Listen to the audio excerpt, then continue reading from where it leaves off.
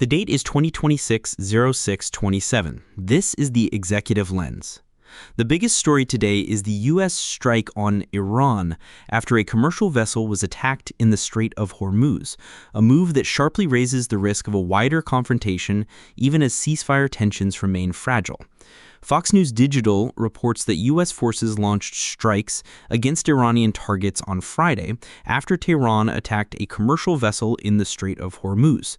The outlet says the retaliation came as Washington, Tehran, Israel, and Lebanon were all navigating a fragile ceasefire framework.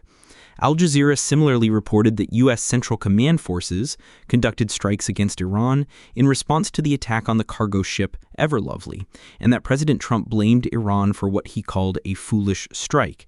The New York Times reported that U.S. Central Command said the attacks were a retaliation for an Iranian drone strike on a commercial vessel in the Strait of Hormuz on Thursday. The Times said the U.S. strikes targeted missile and drone sites in Iran and lasted about 90 minutes, according to a U.S. official.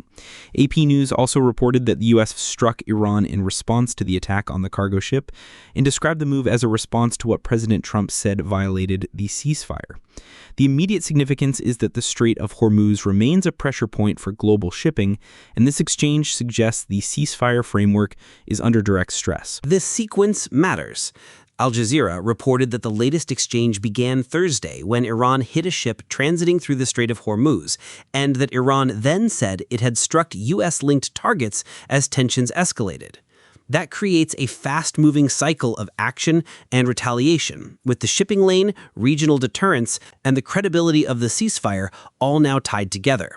The reporting from Fox News Digital, AP News, The New York Times, and Al Jazeera all points to the same central fact. The conflict has moved from warning to direct military exchange again. What to watch today? First, whether Iran responds again in the Strait of Hormuz or against U.S.-linked targets, as Al Jazeera reported it already has. Second, whether the White House frames the strikes as a one-time retaliation or the start of a broader campaign, as The New York Times and AP News suggest the operation was limited but consequential. Third, whether shipping insurers, naval monitors, or regional governments issue new warnings about traffic through the strait. That is the Executive Lens for 2026-06-27. Sources in the episode notes. Back tomorrow.